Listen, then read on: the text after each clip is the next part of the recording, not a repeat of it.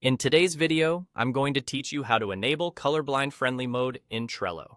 This feature can be incredibly helpful for those who have difficulty distinguishing between certain colors, making it much easier to use Trello's interface effectively and comfortably. Let's get started on this simple process to enhance your experience on Trello. To begin, you'll want to be logged into your Trello account. Once you're in, direct your attention to the top right corner of the screen, where you will see your profile picture. Clicking on your profile picture will open a drop-down menu that provides various options related to your account settings and preferences. From this menu, look for and click on the option labeled Settings. This will take you to the Settings page where you can view and adjust a range of preferences to personalize your Trello experience.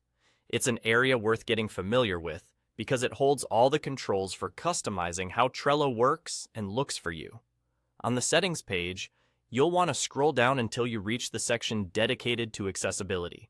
Accessibility options are crucial as they allow users to tailor the platform to better serve their needs, reflecting Trello's commitment to inclusivity.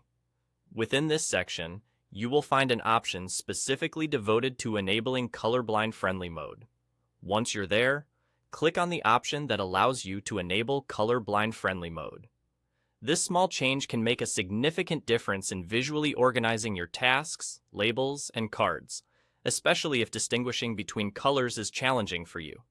This mode uses patterns along with colors to help differentiate labels, which can be a tremendous aid in maintaining productivity and ensuring clarity across your boards.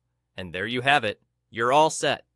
With colorblind friendly mode enabled, you should find it easier to navigate and utilize Trello without the added stress of misinterpreting or overlooking information due to color confusion.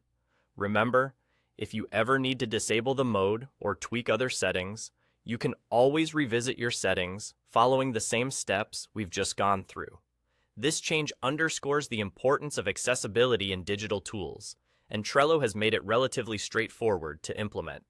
By making use of these features, you're not only optimizing Trello for yourself, but also contributing to creating an environment that supports diverse needs and enhances the user experience. Thank you for tuning in today. I hope you found this tutorial helpful. Feel free to check out more of our videos on optimizing your Trello experience. If you have any questions or need further assistance, drop a comment below or reach out through the support options available. Happy organizing, and enjoy your more accessible Trello journey.